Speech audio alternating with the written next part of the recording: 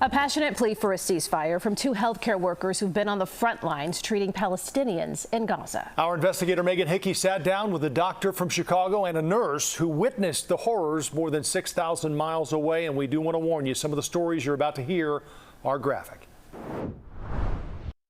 I trapped for more than 1 month inside Shifa Hospital, and maybe it was the most difficult period in my life. The hospital that nurse and Gaza native Raja Musleh sheltered in. What we noticed was a 360-degree assault on life in Gaza. And the hospital that Chicago-based ER physician Dr. Thayer Ahmad volunteered in were both destroyed, obliterated by Israeli airstrikes and raids. You smell the death every moment inside. But the horrific flashbacks of the time they worked there will forever live in their memories. Musleh went from sheltering to helping whoever she could while inside Al-Shifa Hospital. For her, it's the sight of bodies piling up outside while the hospital was under siege. One day we are looking at the dead persons. We saw the dogs eat them, and we cannot do anything because they trapped us and they prevent us to move. Or the dying moments she spent with a 10-year-old girl with burns to 87% of her body that fuel her nightmares. She was crying from pain, but at the same time I cannot do anything for her because there is no sedation to give her and calm her down. More than 42,000 Palestinians have been killed by the Israeli military since the war began, according to the Gaza Health Ministry.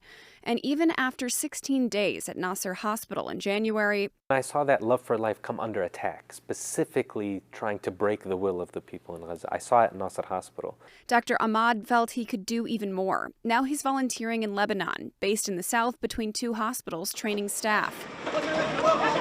This as Israeli airstrikes continue to flatten Beirut suburbs this week. And I think some of it is survivor's guilt. Some of it is we know we have some privileges and opportunities that people in Gaza don't. How could you not use that to try to support them?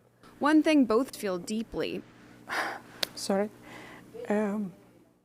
a sense of outrage at the level of devastation more than a year later. I think it's time for all of us to hold up a mirror to ourselves and figure out where we failed the people of Gaza. They are a human being and have the right to receive medical services, education, and to rise up their children in peace.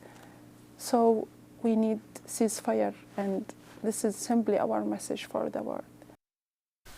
And Dr. Ahmad and Musleh were both there on behalf of Med Global, which is a humanitarian organization that provides emergency response and health programs for victims of war. Musleh eventually evacuated to Egypt. Dr. Ahmad is still volunteering and plans to speak with us tomorrow morning from Lebanon. And you can see that on our news at 9 on our streaming network, CBS News Chicago. Such difficult but much needed work. Important stories, yeah.